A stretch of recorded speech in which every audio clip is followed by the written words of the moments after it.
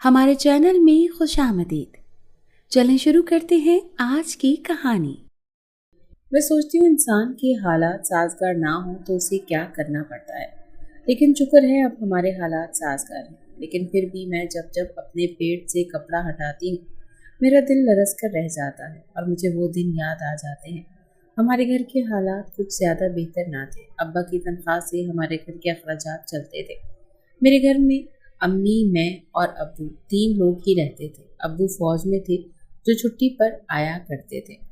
अब्बा के बगैर हम 2 औरतों का इस घर में गुजारा हो जाता था, मगर अब्बा के बगैर बहुत सी महरूमियाँ भी होती थी। घर के दरवाजे की दस्तक पर हमारे कान लगे होते कि जाने कब कोई अनजान दस्तक हमारी तवज्जो उस जानिब मबजूल करे। हम दरवाजे की दस्तक से अमूमन सहम जाती थी। जब घर कोई मर्द ना हो तो औरतें हर लम्हा डर डर कर जीती रहती हैं। हम भी उन औरतों में से थे जिनके घर कोई मर्द न था और हमारी ज़िंदगी भी खौफ के आलम में ही गुजर रही थी। हमारे दिल में हमेशा अब्बा के आ जाने की आस होती थी और यही बात महज एक गुमान होती कि अभी अब्बा के आने की दस्तक होगी दरवाजे पर और उस जानिब एक पहचान वाले ने कहना होगा, दरवाज़ा खोलो, मैं हूँ। अम्मी घर के कामों के साथ बागबानी का काम भी करती थी। बागबानी उनका शौक था या मजबूरी, ये मैं आज तक समझ नहीं सकी थी। अम्मी ने बहुत सी सब्जियां उगा रखी थी जिनसे हम लोग इस्तेफादा करते थे। मुझे गुमान गुजरता था कि अम्मी ये बागबानी इसलिए करती हैं कि एक तो पैसे बच जाएं और दूसरा ये कि हमें घर से बाहर ना निकलना पड़े, क्योंकि मेरी तरबियत अम्मी ने ही की थी। वो मुझे इन मामलात में बहुत ज़्यादा सिखाती कि घर से बाहर बिला वजह ना निकलो, ना किसी गैर से बात करो। इन सब बातों में मेरे दिल में एक अनजाना सा डर बिठा दिया था। मैं घर से निकलती तो स्कूल की गाड़ी में बैठ जाती। स्कूल में भी मेरी एक आध दोस्त थी। इसके अलावा मेरी किसी से कम ही बातचीत होती थी। मैं शहर के अच्छे निजी स्कूल में पढ़ती थी। ये को एजुकेशन स्कूल था। हमारी जमात में बहुत से लड़के भी पढ़ते थे। मेरे अब्बा का मानना था कि तालीम कामयाबी की कुंजी है, इसीलिए उन्होंने अम्मी के लाख मुखालफत के बावजूद मुझे अच्छे स्कूल में दाखिल करवा दिया था। इसके बरक्स अम्मी मुझे मदरसा पढ़ाना चाहती थी कि मैं आलमा बन जाऊँ, बाकायदा पर्दा और शरीयत के मुताबिक ज़िंदगी गुजारूँ। मगर उनकी ख्वाहिश मर्दाना ख्वाहिश के आगे दब गई, मगर उन्होंने अपनी ज़िंदगी से मेरे ऊपर गहरी छाप छोड़ी थी। बल्कि मैं घर के इस तज़ाद के दोनों पहलुओं से मुतासिर हो रही थी। मैंने तालीम को भी इतना ही ज़रूरी रखा था। मैं तालीम को बहुत संजीदगी से लेने लगी थी। इसके पीछे एक स्पीच है। जब मैं 7वीं जमात में थी, हमारे 8वें पीरियड में सर यासिर आए थे। उन्होंने हमें पढ़ाया नहीं था, बल्कि कुछ बातें करनी थी। वो हमारे मामूल के उस्ताद नहीं थे, बल्कि वो कभी कभी महीनों में एक बार आकर हमें किसी भी मौजू पर अच्छे से समझा दिया करते थे। आज उन्होंने तालीम की अजमत के बारे में बताना था। उन्होंने हमें बताया कि वो एक इंजीनियर हैं, वो पहले कैसे हालात में थे, फिर उन्होंने तालीम से शऊर हासिल किया और फिर आज वो अच्छी ज़िंदगी गुजार रहे हैं। मैंने उनकी बातों का बेहद असर लिया और तालीम के बारे में जो पहले मेरी सतही सी सोच थी, अब वो एकदम से बढ़ गई थी। मैं तालीम को स्कूल के बाहर भी वक्त देने लगी थी, बल्कि ज़्यादा वक्त तालीमी सरगर्मियों में ही सर्फ करने लग गई थी। मेरे बढ़ते हुए रुझान पर अम्मी ने मुझे पूछा कि क्या मामला है, तो मैंने अम्मी को मिनोन सारी यासिर की बातें बता दी। वो मुझसे मुतासिर हुए बगैर न रह सकती। उनको लगता था कि ये सब बातें मैं अपने आप से कह रही हूँ। जब अपनी तारीफ होती देखी तो मैंने ये बताना ज़रूरी नहीं समझा कि ये सर यासिर की बातें हैं जो मैं बता रही हूँ। मेरे दिल में खुशी की लहर दौड़ गई कि एक पढ़े लिखे शख्स की बात को कोई भी दोहराए, लोग उससे मुतासिर हो जाते हैं। इसके बाद मैं निसाबी कुतुब से हटकर भी बातें पढ़ने लगी, जिससे मेरे अंदर बला का हौसला आ गया था। अब मैं मजहबी, सियासी, फंक्शन, दीगर रसायल पढ़ने लगी। मेरे पास अब बोलने को बहुत कुछ होता था। मेरा जहन खुलता गया। एक शाम दरवाजे पर दस्तक हुई। मैंने पूछा कौन, तो वहाँ से जवाबन जो आवाज़ आई वो मेरे अब्बा की थी। मैंने फौरन दरवाज़ा खोल दिया और यकायक उनसे लिपट गई। अब्बा मेरे ख्याल से 6 माह बाद आए थे। अम्मी भी इसी खुशी में बावर्ची खाने से दौड़ी हुई बाहर आ गई। अब्बा ने अपना बैग उतार कर एक तरफ रख दिया और फिर हम अंदर आ गए और मैंने अब्बा से खूब बातें की। मैंने बात को घुमाकर अपने मौजू की तरफ लाने की कोशिश की और कहा कि अब्बा, मैं मान गई हूँ कि तालीम इंसान के लिए ज़रूरी है। उन्होंने दिलचस्पी लेते हुए कहा कि वो कैसे। मैं इसी इंतज़ार में बैठी थी और सर यासिर तकरीर को ही ज़रा सा रद्दोबदल करके उनके सामने बयान कर दिया। वो भी बहुत मुतासिर हुए और प्यार से मेरे माथे का बोसा लिया। मेरे पूरे वजूद में भली सी खुशी दौड़ गई थी। اس کے بعد میں بہت سی چیزیں جو میں نے حال ہی میں پڑھی تھی کے متعلق ابا سے پوچھنے لگی۔ وہ جن کا جواب تو آتا تھا بتاتے، جن کا جواب ان کو معلوم نہیں ہوتا تھا وہ میں اپنی سمجھ اور پڑھت سے بتا دیتی تھی کہ یہ ایسے ہوگا، جس پر وہ مجھے داد دیتے تھے۔ ہمارے گھر میں 2 ہی کمرے تھے۔ بڑے کمرے میں امی ابا رہتے تھے، مگر جب ابا واپس چلے جاتے تو میں امی کے کمرے میں آ جاتی، وگرنہ میں اپنا چھوٹا کمرہ ہے جہاں ایک سنگل بیڈ، الماری اور ایک ٹیبل اور کرسی ہے۔ یہ کمرہ مجھے امی کے کمرے کے مقابلے زیادہ عزیز ہے کیونکہ وہاں میں اچھے سے رہ سکتی ہوں، میری اپنی پرائیویسی ہوتی ہے۔ امی کے کمرے میں مجھے تھوڑی سی الجھن ہوتی ہے۔ اپنے کمرے کا مجھے یہ یقین ہوتا ہے کہ میں جب تک مرضی رہوں، مگر امی کے کمرے سے میری کبھی لگاوٹ نہیں ہوئی، کیونکہ 3 یا 6 ماہ بعد ابا آتے تو مجھے میری جگہ چھوڑنی پڑتی تھی۔ گھر میں بہت سی چیزیں ختم تھی، امی ان چیزوں کی فہرست بنانے میں لگی تھی جب تک میں اور ابا گپیں لگانے لگے۔ ابا نے مجھے آج اچانک کہا کہ چائے بنا دو۔ میرے لیے یہ بات نئی تھی، مجھے حیرت ہوئی کہ ابا نے آج مجھے کیسے کہا۔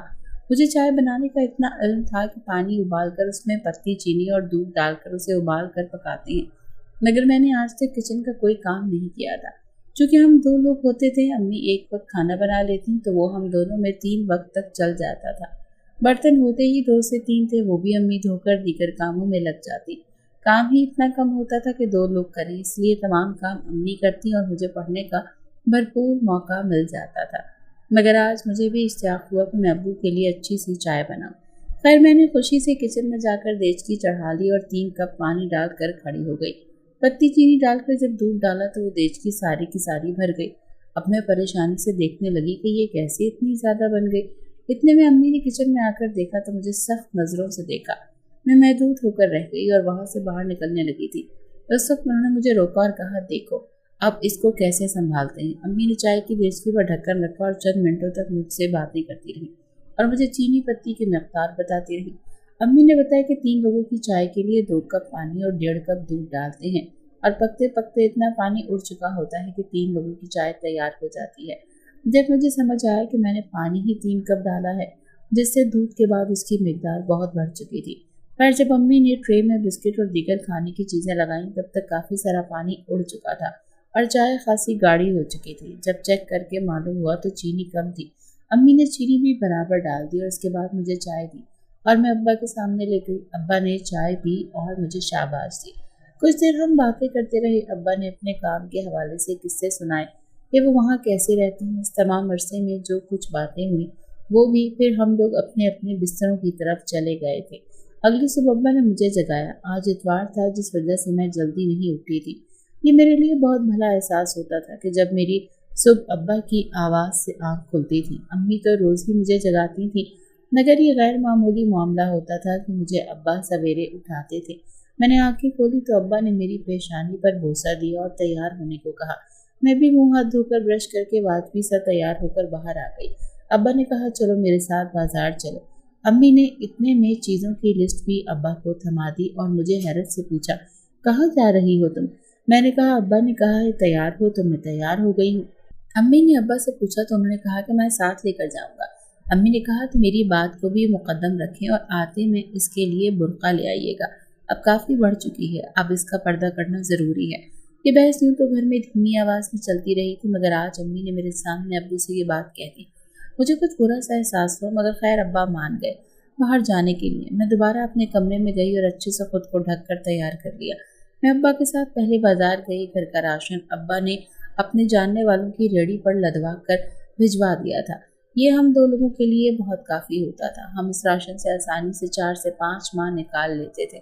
اس بار ابا نے میرے لیے کافی کچھ لیا، برقع بھی لے لیا، میرے لیے نوڈلز اور دیگر لوازمات جو میرے لیے خاص تھے۔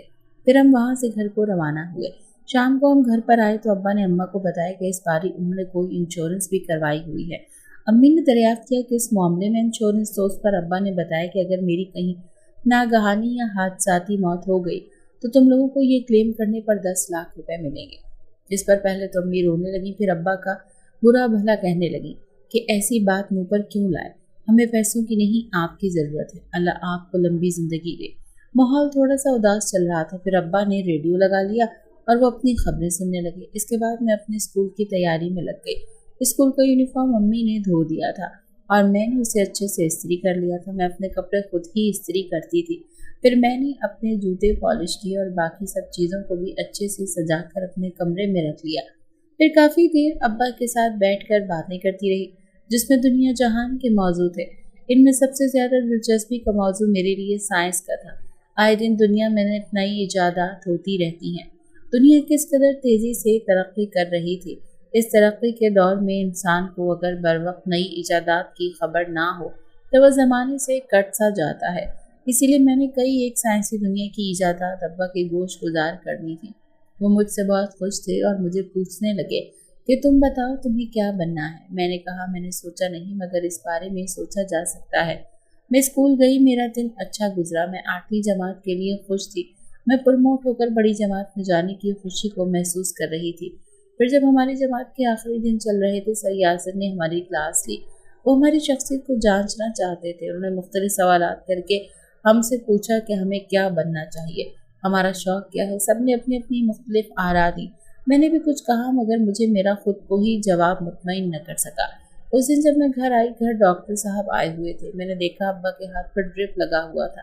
میں نے حیرت سے اظہار کیا اور سوال پوچھا۔ امی نے بتایا کہ بلڈ پریشر کا مسئلہ تھا۔ ڈاکٹر صاحب ابا کے اچھے دوست تھے۔ وہ فون کرنے پر گھر پر ہی چیک اپ کرنے آ گئے تھے۔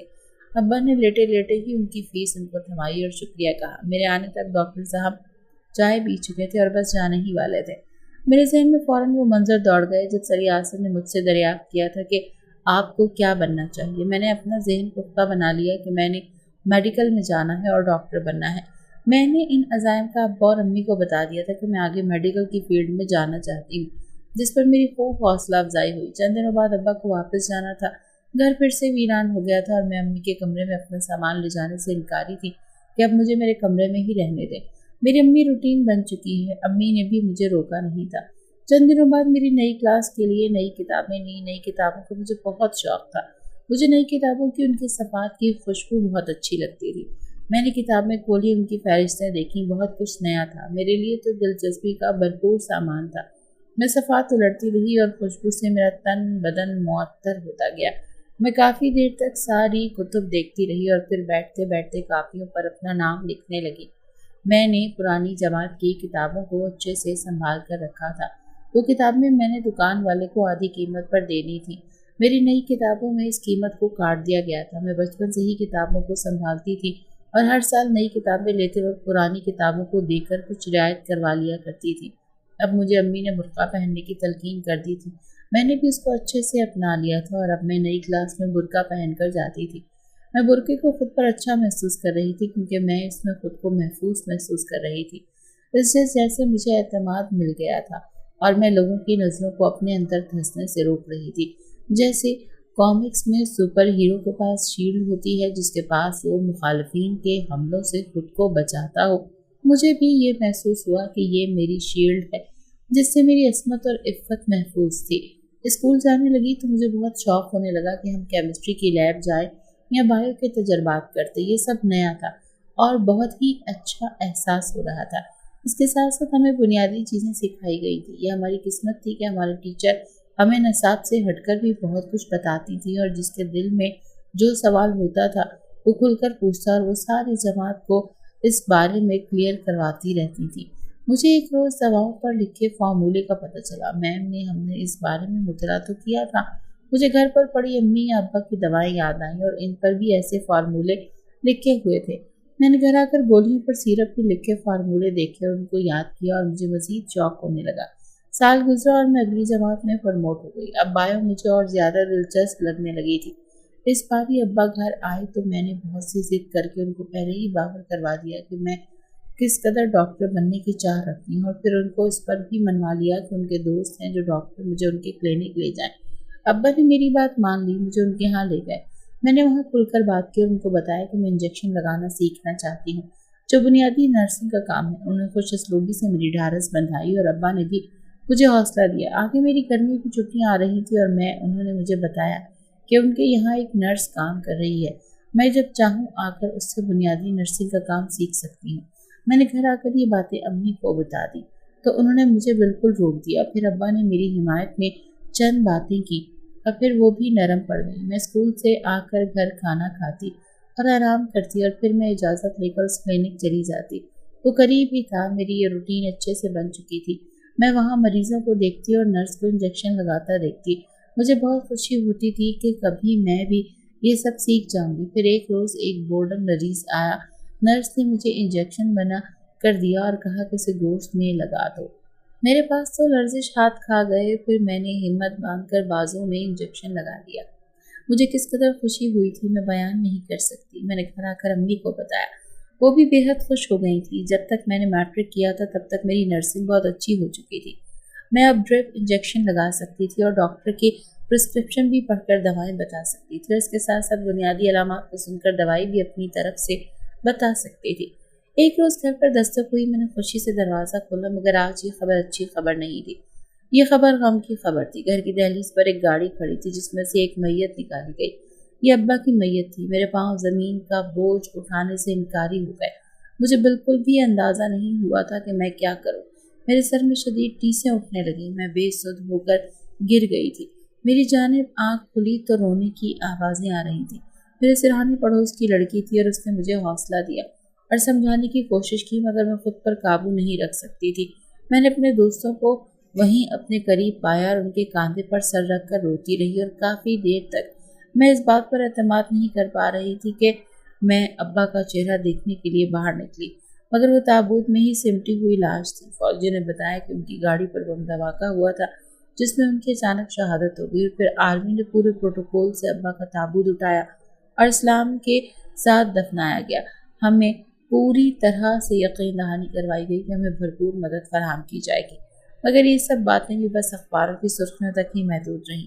इसके बाद हमारे यहाँ कोई न आया। बस माहवार एक रकम जो अब्बा की तनख्वाह थी डाक पेंशन वालों के पास आने लगी थी। घर में कोई मर्द नहीं था जो हमें संभालता। हम दो औरतें ही थीं और एक दूसरे का सहारा थी। हमने पहले तो इस इंतजार में काफ़ी दिन गुजार दिए कि हमें कोई संभाल लेगा, मगर एक एक करके लोग चले गए और 2 हफ्तों बाद तो लोगों का आना जाना भी बंद हो गया था। हमने समझ लिया था कि ये सब वक्ती कांधे थे जो मुस्तक़बिल हमारे पास नहीं रह सकते थे। इन सबको भी तो जाना ही था और इनकी अपनी जिंदगियां हैं। हमने एक दूसरे को संभाल लिया और फिर जो करने के काम थे सब मैंने करने शुरू कर दिए। हमें अब्बा के जाने के बाद कुछ रकम मिली थी जो अम्मी ने अंदर अलमारी में संभाल कर रखी थी। अम्मा ने ये रकम बैंक में इसलिए नहीं रखवाई थी कि उनका घर से आना जाना ना होने के बराबर था। फिर एक दिन बिन बुलाए मेहमान हमारे घर आए। हमने मजामत की कोशिश नहीं की थी। उनके हाथों में हथियार थे। हम सहम गए थे। हमें तो ये उम्मीद भी नहीं थी कि हमारी मदद को कोई आएगा। इसीलिए डरते डरते जैसे उन्होंने कहा, हमने जो कुछ था सब बंदूक की नोक पर उनके हवाले कर दिया। हम किसी किस्म के नुकसान को बर्दाश्त करने की हिम्मत नहीं रखते थे। हमने जाने थाने में भी नहीं बताया था। थाने वालों का तो अकेली औरतों के घर आना जाना लग जाएगा तो उनसे जान छुड़वाना और ज़्यादा मुश्किल हो जाएगा। रो धोकर इस हकीकत को तस्लीम कर लिया और फिर ज़िंदगी को दोबारा से शुरू कर लिया। हमारे घर पर सारी मुसीबतें एक साथ टूट गई थी। मैंने कॉलेज शुरू कर दिया था और साथ ही नर्सिंग का काम भी करने लग गई थी। मुझे करीब एक क्लिनिक पर काम मिल गया था जिस पर मुझे एक माकूल रकम मिलती थी जिससे मेरी तालीम में कोई खलल नहीं आ सकता था। अम्मी ने ऊपर वाले पोर्शन में एक किराएदार को रख लिया था।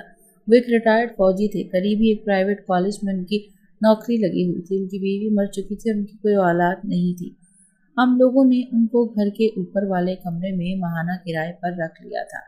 किराया अपनी जगह, मगर घर में उनकी वजह से हिफाजत भी होनी थी और बहुत सी वजूहात थी जो हमारे लिए वो अच्छे थे। मैं कॉलेज जाने लगी और कॉलेज के बाद क्लिनिक घर आते आते मुझे बहुत वक्त हो जाया करता था।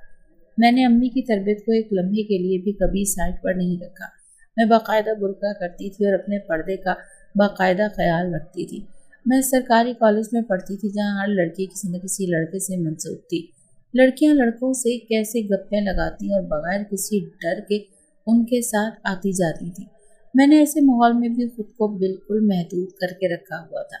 मैंने अपने लिए कुछ हुदूद व क़यूद बना रखी थी जो मैं कभी भी फंसे पुश डाल नहीं सकती थी। एक रोज़ मैं घर आई तो अम्मी रो रही थी। मैंने जब दरियाफ्त किया तो बताने लगी कि तुम्हारे अब्बा की पेंशन अब से नहीं आया करेगी। मैंने दरियाफ्त किया और मजीद कुरेदा कि हुआ क्या है तो वो मुझसे लिपट कर रोने लगी और बताया कि जब डाक खाने से पेंशन लेने जाते हैं लोगों ने बुरी नज़रों से देखते हैं, मगर आज तो हद हो गई। पेंशन ऑफिसर ने मुझे रिश्वत के लिए कहा। जब मैंने इनकार किया तो समझ धमकी दे दी कि अब से वो तुम्हारे अब्बा का खाता बंद कर देगा और हमें इस रकम से महरूम कर देगा। इस बारे में मुझे कुछ अंदाज़ा नहीं था। मैंने अपनी एक दोस्त से पूछा कि उसका भाई वकील था, मगर बिलाखिर कोर्ट कचहरी का चक्कर था ہم دو عورتیں کیسے یہ سب کچھ کر سکتی تھی؟ اسی دوست نے مجھے بتایا کہ جب اس کے ماموں کا انتقال ہوا تھا تب مومانی نے ان کے انشورنس کے پیسے لے کر جمع کر لیے تھے، جس سے وہ ایک اچھی زندگی گزار رہے ہیں، اور ساتھ وہ مشورہ دینے لگی کہ ہمیں بھی انشورنس کروانی چاہیے۔ تب مجھے خیال آیا کہ ابا نے بھی تو انشورنس کروائی تھی، اور میں نے طے کر لیا کہ گھر پر امی سے بات کروں گی۔ ساتھ ہی ہم نے ابا کی پینشن کا معاملہ بھی خدا کے سپرد کر دیا تھا۔ کرایہ دار انکل کافی بوڑھے تھے، میں ان کو چچا کہہ کر مخاطب کرتی تھی، کیونکہ 3 تو لوگ تھے۔ ہم جو کھانا بناتے تھے اس میں سے ایک روٹی ایک پلیٹ سالن ان کو بھی دے آتی تھی۔ نہ ان کو سنبھالنے والی کوئی عورت تھی اور نہ ہی ہمارے سر پر کوئی مرد تھا۔ حالات سے سمجھوتا کر کے ہم نے ایک دوسرے کو سہارا بنا لیا تھا۔ کچھ ہی مہینوں میں ہم ان کے کافی گھل مل گئے تھے۔ کچھ روز بعد میں نے امی سے انشورنس کے کاغذات لیے اور انشورنس کمپنی کلیم کرنے پہنچ گئی۔ انہوں نے رقم دینے سے اتفاق کیا، مگر انہوں نے بتایا کہ اتنے وقت بعد یہ کلیم ہو رہا ہے تو ہم آپ کو آدھی رقم ہی دے سکتے ہیں، جو کہ 5 لاکھ بنتی ہے۔ میں نے کچھ نہ ہونے سے کچھ ہونا بہتر سمجھا کہ غنیمت جان کر یہی رقم لینے پر اتفاق کیا۔ بعد میں مجھے معلوم ہوا کہ پیسے تو کمپنی نے پورے ہی دیے تھے، بس کاغذات میں ہیرا پھیری کر کے کلیم آفیسر نے آدھی رقم کھا لی تھی۔ ہوا یوں کہ جس دوست کے مشورے سے مجھے انشورنس کا خیال آیا، میں نے اس سے ہی اس بات کا ذکر کیا۔ تب اس نے بتایا کہ ایسا نہیں ہوتا، اور تمہارے والد کو گزرے تو 6 ماہ بھی نہیں ہوئے جو تمہیں آدھی رقم ملے۔ دراصل میری وہ دوست پڑھی لکھی فیملی سے تعلق رکھتی تھی، اسی لیے اسے کافی ساری معاملات کے بارے میں معلومات حاصل تھی، لیکن اب میں کیا کر سکتی تھی، اسی لیے بات کو خود تک رہنے دیا تاکہ امی کو پریشانی نہ ہو، اور رقم میں نے امی کو لا کر دے دی تھی۔ مگر یہ معاملہ میں نے اتنی خاموشی سے کیا تھا کہ کسی کو کانوں کان خبر نہیں ہوئی تھی۔ ہمیں معلوم تھا کہ پہلے جو بھی ڈکیتی ہوئی تھی اس میں کوئی اپنا ہی شامل تھا، جس نے ان ڈاکوؤں کو پہلے ہی سے بتا دیا تھا کہ ہمارے گھر میں کتنی رقم موجود ہے، کیونکہ ڈاکو نے بتایا تھا کہ گھر میں اتنی رقم اور اتنے زیورات موجود ہیں۔ پہلے تو ہمیں سمجھ نہیں آیا تھا کہ آخر ان کو کیسے پتا کہ گھر میں کیا سامان موجود ہے، لیکن پھر کچھ دن کے بعد ہمیں سمجھ آیا کہ جب ابا کے انتقال پر کچھ لوگ ہمارے گھر آئے تھے تو امی نے وہاں ذکر کیا تھا کہ گھر میں سامان موجود ہیں۔ پہلے تو آرمی والے کا گھر سمجھ کر لوگ شاید محتاط رہتے تھے، لیکن اب نہ جانے کیا ہوگا۔ تب ہم پر عقد کھلا کہ یقیناً انہی میں سے کسی نے ڈاکو ہمارے گھر بھیجے ہوں گے، لیکن اب بعض پرس کا مطلب تھا کہ رشتوں سے ہاتھ دھونا، اور امی کا کہنا تھا کہ ہماری ذمہ داری مجھ پر ہے، اور اکیلی لڑکی کے ساتھ میں خاندان سے تعلق ختم کر لوں تو یہ بہت مہنگا پڑے گا، ہمیں اس لیے اب چپ رہنا پڑے گا۔ خیر، ابا کے انشورنس کے پیسوں میں سے امی نے گھر کے معاملات چلانے کے لیے کچھ رقم نکال لی تھی، اور میرے ساتھ چل کر جہاں جہاں ادھار دینا تھا وہاں بھی پیسے دے آئے تھے۔ کچھ مزید راشن لانا تھا وہ بھی لے آئے تھے۔ ان تمام معاملات کے چلتے میں نے اس بات کو نوٹ کیا تھا کہ میری تعلیم کا بہت ضیاع ہو رہا تھا، اور میرے انٹر کے امتحانات بھی قریب تھے۔ میں نے ساری مصروفیات چھوڑ کر اپنی تعلیم پر توجہ دینی شروع کر دی تھی۔ میں نے مہینے کے لیے کلینک سے بھی چھٹی لے لی تھی۔ اب میں مکمل طور پر پڑھنے پر فوکس کر رہی تھی۔ میں نے امتحان کے لیے 1 مہینے کے لیے ایک رکشے والے سے بھی بات کر لی تھی، وہ مجھے لے آئے اور لے جائے۔ اس کے لیے میں نے کچھ رقم رکھی ہوئی تھی۔ اس سے قبل میں بس میں سفر کرتی تھی، مگر اب چونکہ میں دیر سے جانا اور بس کے دھکے کھا کر پیپر دینے نہیں جانا چاہتی تھی، میں اپنے دماغ سے ہر قسم کا دباؤ ختم کرنا چاہتی تھی۔ اس سلسلے میں سب کچھ اچھا جا رہا تھا۔ میں نے پوری تیاری کر لی تھی، اور اس کے بعد میں پیپر دیتی گئی اور میرے سر سے بوجھ اترتا گیا۔ سارے پیپرز دینے کے بعد میں نے 2 دن کا وقفہ کیا، اور اب میں مکمل طور پر فری ہو گئی تھی۔ میرے پاس رزلٹ آنے کا کافی وقت تھا۔ میرے پاس اب میڈیکل کی پریکٹس کرتے ہوئے بھی 5 سال کا ایکسپیرینس تھا، مگر کلینک جاتے ہی مجھے معلوم ہوا کہ جس نرس کو میری جگہ 1 مہینے کے لیے رکھا تھا، اب وہ مستقل طور پر یہیں کام کرے گی، اور مجھے نوکری سے نکال دیا تھا۔ مگر میں مایوس نہیں ہوئی تھی، کیونکہ میں کہیں پر بھی کام کر سکتی تھی، اور مجھے اس میں کوئی بھی مسئلہ نہیں تھا۔ یہاں کے لیے مجھے اس وجہ سے دکھ تھا کہ میں یہاں گھر کے قریب تھی، اب مجھے دور ہی کہیں کام کے لیے جانا ہوگا، اور میرے آنے جانے میں دقت ہوگی۔ کچھ روز میں مزید گھر بیٹھ گئی تھی۔ ان 5 برسوں میں کئی ایسے لوگ تھے جن کی مجھ سے نجی طور پر اچھی خاصی بات چیت ہو گئی تھی۔ کئی مریض تو مجھ سے ہی ٹریٹمنٹ لیتے تھے، اور ان کی ضد ہوتی تھی کہ ان کی بینڈیج ہوتی تو میں ہی تبدیل کروں، اور اگر انجیکشن ہو تو میں ہی لگاؤں۔ مجھے عموماً لوگ کہتے تھے کہ آپ کا ہاتھ نرم ہے، انجیکشن کا پتہ ہی نہیں چلتا اور نہ درد ہوتا ہے۔ میں گھر پر تھی، مگر مجھے لوگ کال کر کے گھر پر بلا لیتے۔ اگر کوئی ضروری کام ہوتا تو میں اس سے بھی اپنا جیب خرچ نکال لیتی تھی۔ ایک دن میں رات گئے گھر آئی تو مجھے امی نے بتایا کہ کرایہ دار کو درد ہے، اسے دیکھ آؤ۔ میں نے کہا چچا کو کیا ہوا؟ امی نے بتایا کہ شام سے 3 بار پوچھ چکے ہیں کہ تم کب آؤ گی۔ میں نے बात को वहीं छोड़ दिया और ऊपर उनका पूछने के लिए चली गई थी। उन्होंने मेरे सर पर हाथ रखकर अपनी कैफियत के बारे में बताया। मैंने ताज्जुब का इजहार किया और मज़ीद सवालात किए। उनकी तबीयत काफ़ी दिन से नासाज थी, लेकिन वो मेरे कहने के बावजूद डॉक्टर के पास नहीं चल रहे थे, बल्कि यही कहते थे कि तुम मुझे कोई दवा दे दो ताकि आराम आ जाए। इस तरह अपनी तकलीफ़ का जिक्र वो पहली मर्तबा कर रहे थे, इसीलिए मेरे लिए ये बात बहुत ताज्जुब खेज़ थी।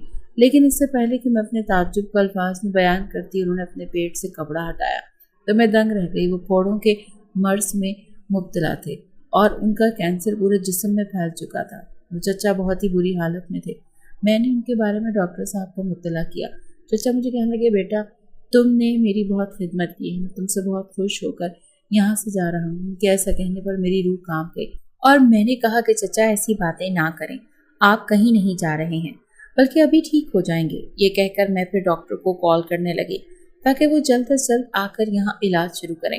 लेकिन कुछ देर बाद जब डॉक्टर साहब आए तो मैं उनको ऊपर लेकर गई, लेकिन ऊपर जाते ही मेरी आंखों से आंसू रवा हो गए, क्योंकि अब तक मैं उनका ख्याल रखती आ रही थी और अभी तक वो मेरे साथ हंस बोल रहे थे। लेकिन अब मैं जैसे ही ऊपर पहुंची तो चचा की रूह परवास कर चुकी थी। वो न जाने कितने ही दिनों से इस मर्ज में मुब्तला थे। मुझे बहुत दुख हुआ था। मैं सोचने लगी काश वो मुझे पहले इस मर्ज का बता देते, या मैं इतनी गफलत ना बरतती तो उस वक्त हयात होते। अब्बा के बाद ये चचा ही थे जिनसे मैं इतना लगाव रखती थी। मैं काफ़ी दिनों तक इस सदमे से गुजरी। मुझे अब्बा का इंतकाल याद आने लगा। मुझे चचा में अब्बा का इंतकाल नज़र आ रहा था।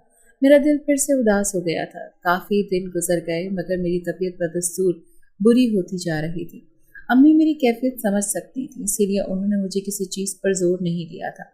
मुझे लगा ज़िंदगी अब अपनी डगर पर नहीं आएगी, लेकिन वक्त के साथ साथ सब कुछ नॉर्मल होता गया। मेरे इंटर के इम्तिहानात का रिज़ल्ट आ गया था और मेरी मेहनत रंग लाई थी। मेरे इतने नंबर आए थे कि मैं मेडिकल में एडमिशन ले सकती थी। मेरी बचपन की ये ख्वाहिश चचा के इंतकाल के बाद मज़ीद पक्की हो गई थी कि मुझे डॉक्टर ही बनना है और लोगों के प्यारों की जान बचानी है, ताकि कोई मेरी तरह अकेला न रहे। लेकिन मैं नहीं जानती थी कि इस राह में मज़ीद रुकावटें मेरी मुंतज़र होंगी। खैर मेरे अच्छे नंबर्स की वजह से मैं और अम्मी बहुत खुश थे और फिर मैंने मेडिकल टेस्ट की तैयारी शुरू कर दी थी। साथ साथ अम्मी और मैं दोनों ही काम भी करने लगे ताकि मेडिकल की फ़ीस जमा कर सकें। आखिरकार 6 माह बाद मेरे टेस्ट का दिन आन पहुंचा और मैं बेहतरीन टेस्ट देकर आई थी, जिसके बाद मुझे यकीन था कि मेरा नाम किसी न किसी मेडिकल कॉलेज में तो आ ही जाएगा। और यही हुआ था, मेरा नाम टॉप 5 मेडिकल कॉलेज में से एक में आ गया था। मैं बहुत खुश थी। मेरी एक और दोस्त का नाम भी इसी कॉलेज में आया था और इसीलिए उसने मुझे कहा था कि हम दोनों मेरी गाड़ी पर वहाँ एडमिशन करवाने चलेंगे। मैंने हामी भर ली थी और अम्मी ने भी कहा था कि चलो इतने पैसे लेकर अब हमें रिक्शे में नहीं जाना पड़ेगा, तुम चली जाना अपनी दोस्त के साथ। मुकर्रर दिन और वक्त पर हम कॉलेज पहुँचे। तब तक मैं बहुत खुश थी, मेरा एडमिशन हो जाएगा। लेकिन जब मैं इंटरव्यू देने ऑफिस गई तो मुझे पता चला जो फ़ीस मैंने जमा कर रखी थी वो कम है, क्योंकि यहाँ तो अलग अलग चीज़ों की फ़ीस मिलाकर एडमिशन फ़ीस की रकम से ज़्यादा रकम अदा करनी है और रकम अदा करने के लिए सिर्फ 3 दिन का वक्त था। मैं बहुत परेशान हुई कि अपनी मंजिल के इतना करीब पहुंचकर मैं यूं हार नहीं मान सकती। मुझे कुछ समझ नहीं आ रहा था। मैंने अपनी दोस्त को कहा कि मुझे मेरे अस्पताल छोड़ दो जहां मैं बतौर नर्स काम कर रही थी। मैंने शुक्र अदा किया कि अम्मी मेरे साथ नहीं आई, वरना वो फ़ीस का सुनकर हिम्मत हार देती। मैं अस्पताल पहुंच कर अपना काम करने लगी। तभी एक नर्स जो मेरी दोस्त बन गई थी, वो मुझे उदास देखकर मेरे पास आई और मुझसे उदासी का सबब पूछने लगी। मैंने उसे पूरी बात कह सुनाई तो वो भी परेशान हो गई, लेकिन कहने लगी फिक्र न करो, सब कुछ ठीक हो जाएगा। मैंने उदासी से सर हिलाया और वहाँ से आगे बढ़ गई। कुछ ही देर के बाद हमारे अस्पताल में एक केस आया जहाँ मरीज़ के गुर्दे फेल हो चुके थे। उसके माँ बाप बूढ़े थे और कोई भाई बहन नहीं था जो उसको अपना एक गुर्दा देकर उसकी ज़िंदगी बचा सकता। और उसके माँ बाप डॉक्टर्स को कह रहे थे कि किसी भी तरह हमारे बच्चे को बचा लें, हमारे पास बहुत पैसे हैं, बस हमारे बच्चे को बचा लें। तब उनकी ये हालत देखकर मैंने डॉक्टर से कहा कि आप मेरा टेस्ट करें और अगर सब चीज़ें मैच हो जाएं तो मैं इस शख्स की ज़िंदगी बचाने का बायस बनना चाहूँगी। मैं नहीं जानती थी कि मैं ऐसा क्यों कर रही हूँ, लेकिन खैर मेरा टेस्ट हुआ और इत्तेफाकन मेरा गुर्दा बिल्कुल परफेक्ट मैच था, जिसके बाद ऑपरेशन की तैयारी होने लगी। मैंने अम्मी को कॉल करके कह दिया कि आज अस्पताल में ज़्यादा काम है, लिहाजा मैं कल घर आऊँगी। वो भी कुछ पसोपेश में ये बात मान गई थी। मेरा इरादा उन्हें घर जाकर हकीकत बताने का था। انہی سب سوچوں کے ساتھ میں آپریشن تھیٹر میں گئی اور مجھے بے ہوش کر دیا گیا۔ جب میری آنکھ کھلی تو میں اسپتال کے کمرے میں موجود تھی اور اس مریض کی ماں میرے ہی سرہانے بیٹھی تھی اور وہ مجھے ہوش میں آتا دیکھ بہت خوش ہوئی اور کہنے لگی کہ تمہاری وجہ سے ہی میرا بیٹا بچ گیا ہے، تمہارا بہت شکریہ، وغیرہ وغیرہ۔ وہ کہنے لگی کہ جب تم بے ہوش تھی تب تم بڑبڑا رہی تھی کہ میرا خواب کیسے پورا ہوگا اور تو تمہاری ایک دوست جو یہاں نرس تھی اس نے بتایا کہ تمہارا خواب میڈیکل کالج میں جانا ہے جہاں کی فیس تم ادا نہیں کر پا رہی ہو، تو تمہاری جو بھی فیس ہے وہ ہم ادا کریں گے، بلکہ تمہاری پوری پڑھائی کا خرچ اب ہم اٹھائیں گے۔ میں نے انہیں بتایا کہ میں نے یہ سب پیسے کے لیے نہیں کیا ہے، لیکن انہوں نے میری ایک نہ سنی اور میری ڈاکومنٹس لے کر جا کر میڈیکل کالج میں میرا ایڈمیشن کروایا۔ رات تک مجھے ڈسچارج کر دیا گیا اور مجھے میرے گھر چھوڑا ہے۔ گھر جا کر میری ہمت نہ ہوئی کہ امی کو سب کچھ بتاتی، بس میں نے انہیں بتایا کہ میرا ایڈمیشن ہو گیا اور میں بہت تھک گئی ہوں، آرام کرنا چاہتی ہوں۔ چند دن سکون سے گزر گئے۔ اسپتال والوں نے مجھے چھٹی دے رکھی تھی اور امی سے بھی میں نے کہہ دیا تھا کہ اس ایکسٹرا شفٹ کے بدلے مجھے 3 دن کی چھٹی ملی ہے، کیونکہ اس دن کوئی بھی نرس ہسپتال میں رکنے کو تیار نہ تھی اور میں رک گئی تھی۔ اب میری چھٹی کو 2 دن گزر گئے تھے کہ محلے کی دائی ہمارے گھر آئی۔ وہ ہمارے گھر آئی اور امی سے نہ جانے کیا کہنے لگی۔ امی نے ان کی بات سنی اور ان کے جاتے ہی میرا ہاتھ پکڑ کر کمرے میں لے گئی اور میرے پیٹ سے کپڑا ہٹایا۔ یہ سب اتنا جلدی ہوا کہ میں کچھ کہہ نہ سکی اور انہوں نے میرے پیٹ پر نشان دیکھتے ہی منہ پر ہاتھ رکھ لیا اور کہنے لگی یہ کیا ہوا ہے۔